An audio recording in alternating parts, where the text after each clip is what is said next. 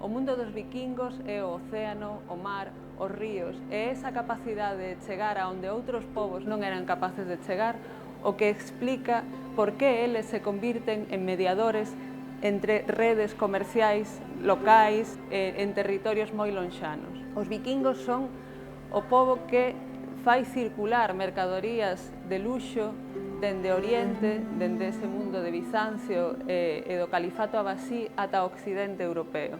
Veredes na exposición que hai pezas chegadas de lugares moi lonxanos, porque estas redes comerciais chegan ata o leste a través dos ríos rusos, ata o Mar Negro e Bizancio por unha banda, e pola outra tamén abarcan o Báltico, o Mar do Norte, ata Groenlandia e mesmo Norteamérica.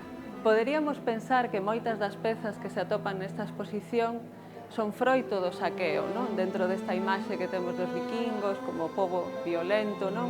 Embarcado nestas racias ao longo da súa historia.